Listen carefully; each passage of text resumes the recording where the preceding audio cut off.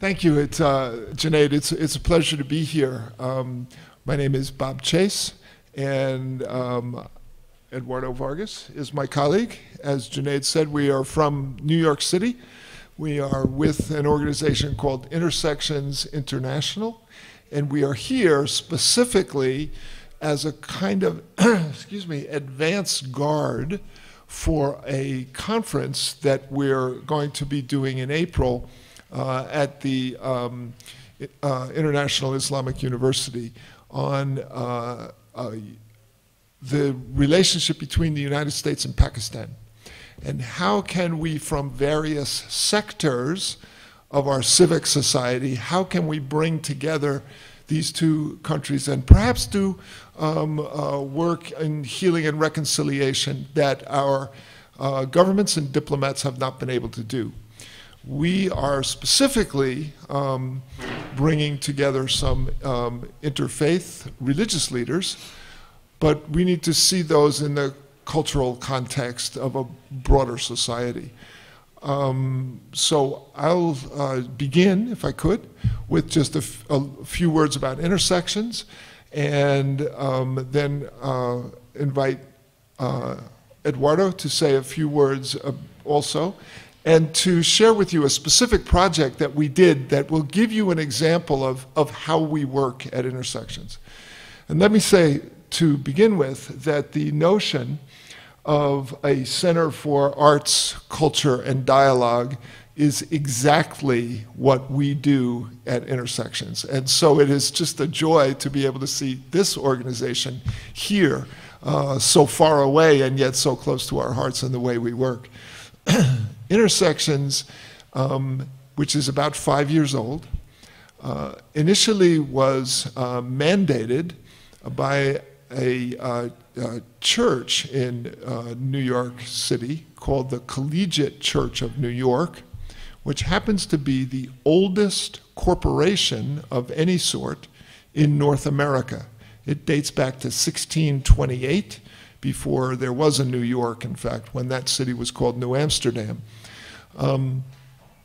And what we are about is a multi-faith, multicultural expression whereby we are charged to bring people together who differ, to honor those differences, and then to forge common ground for justice, reconciliation, and peace.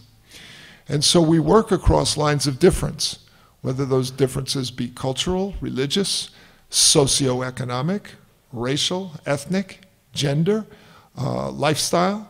We do a lot of work at those intersections. So the intersection, for example, of the gay and lesbian community and the religious community.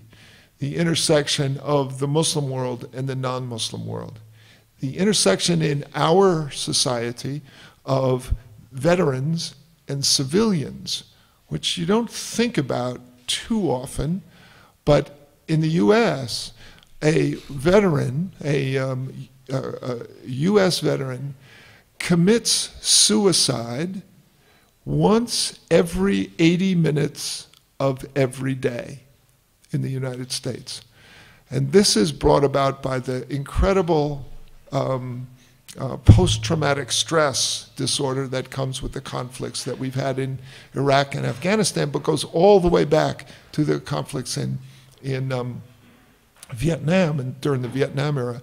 And one of the reasons we believe that there is such stress that's producing that kind of trauma is because veterans and civilians don't know how to talk to one another.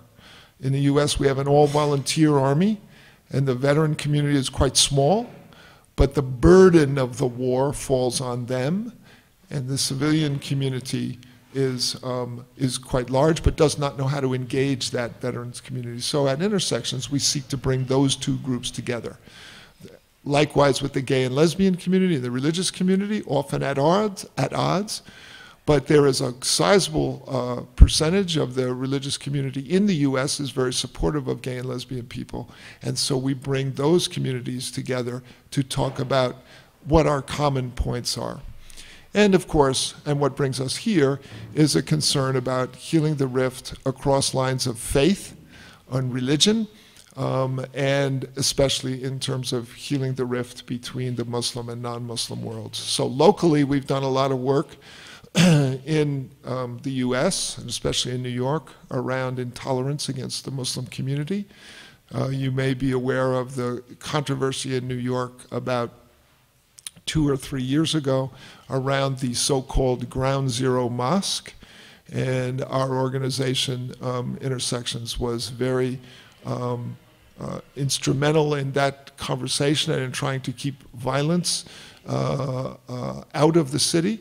We're close friends with the developers of the idea of the Muslim Community Center in Lower Manhattan, Imam Faisal Abdul Rauf and Daisy Khan, and worked with a variety of interfaith groups in New York to reduce tension that happened around that issue. It is quite a pleasure to be here, and I echo Reverend Chase's words and sentiment. We're very honored to be here tonight. So I wanted to share with you our Iraqi Voices Amplification Project, which is a policy-oriented project that essentially relied on the arts being able to transmit a message to a larger audience in the United States, specifically the government and the larger American constituency. So after the situation that transpired in Iraq in 2003, 1 out of every 6 Iraqis was displaced from their home. In the United States, when you talked about refugees, most of the Americans pictured Sudan, right? And if you're very generous with the Sudan situation, you're talking about 1.25 million refugees. Well, the truth of the matter is, Iraq produced almost 4.5 million internally displaced people and refugees, and people didn't know that. The most underreported humanitarian crisis or refugee crisis of this century. What ended up happening is we, as a political scientist and somebody that sees the public policy and advocacy aspect at Intersections International, my colleagues and I produced white papers, set up meetings in Congress, on the Hill with the United Nations representatives to bring attention to this. Unfortunately, nobody really paid attention to it because, policy papers aren't the most interesting, aren't the most interesting things to read.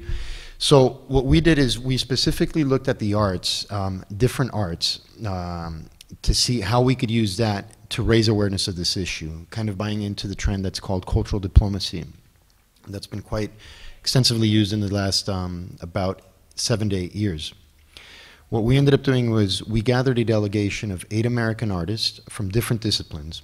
We had a videographer, a writer, a photographer, a playwright, a musician, a choreographer, and a dancer, and somebody with knowledge in advertisement and marketing in a sense, traveled to the Middle East, to Lebanon, Jordan, and Syria, to meet with about 125 families of Iraqi refugees, to learn the plight of their situation, to learn their stories, and to meet with UNHCR, the High Commissioner for Refugees, the Syrian, the Jordanian, and the Lebanese authorities that were dealing with this aspect, and also with the American representatives, governmental representatives, diplomatic representatives there to learn what the United States government was doing.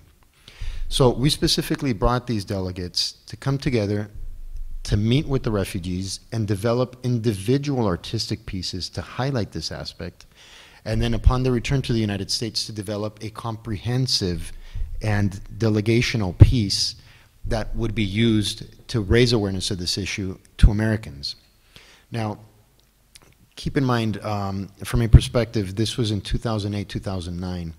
The United States was very tired of the situation in Iraq. People didn't really have an appetite to deal with this anymore. And when you talked about it from a policy perspective, it wasn't well received. But by incorporating the arts into this, we were able to reach out to many people using such things as a photo display, using such things as a marketing campaign that had very, very, very interesting marketing slogans to deal with this issue.